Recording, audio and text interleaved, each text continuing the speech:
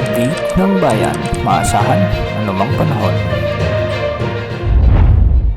Magandang araw po sa ating lahat, narito ng latest update sa lagay ng ating panahon ngayong araw ng Sabado, November 9, 2024. Sa kasalukuyan ay may minomonitor tayong low pressure area sa labas ng ating area of responsibility. Ayon sa Pag-asa, posible itong pumasok sa ating PAR ngayong araw o bukas araw ng Linggo.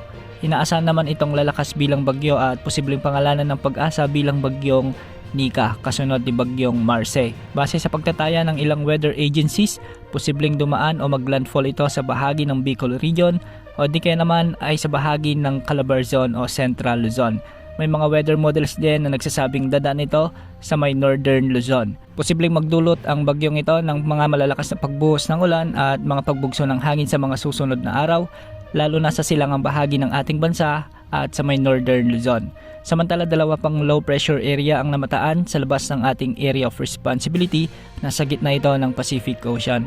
Ang isa rito ay posibleng mabuo bilang bagyo at posible ring pumasok sa ating area of responsibility sa araw ng Wednesday o di kaya naman ay araw ng Huwebes. Papangalanan naman ito ng Pag-asa na bagyong Ophel kung sakaling pumasok ito sa ating area of responsibility bilang isang ganap na bagyo. Sa ngayon, medyo malayo pa ito para malaman natin kung ano ang track at ang posibleng tatahakin nito kung sakali bang maglandfall o hindi sa ating bansa.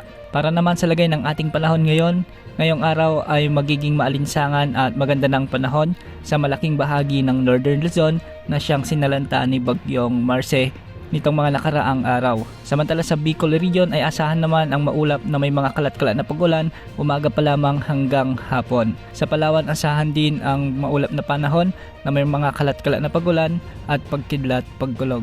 Sa Metro Manila ay mababa naman ang tsansa ng pagulan sa umaga, ngunit pagsapit ng hapon at gabi ay may mga inaasahan ng localized thunderstorms. Sa Visayas at Mindanao may mga inaasahang pag-ulan din, lalo na pagsapit ng hapon sa bahagi ng Bohol, sa may Cebu, sa may Negros Island Region, sa may Northern Mindanao, Sorsogon at ilang bahagi ng Davao Region. Sa paglayo sa bansa ni bagyong Marce, may mga inaasahan pa rin tayong sama ng panahon na posibleng makaapekto sa ating bansa kahit napapalapit na tayo sa buwan ng Disyembre. Normal lamang ito dahil nasa La Nina phenomenon ang ating bansa at maganda ang temperatura ng ating karagatan o yung mga karagatang dinadaanan ng mga bagyong ito, kaya nagkakaroon tayo ng mga mas malalakas na bagyo. Sa mga susunod na araw ay iiral na rin ang hanging amihan, lalo na sa may extreme Northern Luzon hanggang sa may Northern Luzon. Antabayan na ng mga susunod na update ukol sa mga sama ng panahon na posible muling makaapekto sa ating bansa sa mga susunod na araw. Yan muna ang update sa lagay ng ating panahon. Ito pong weather update ng bayan, maasahan anumang panahon.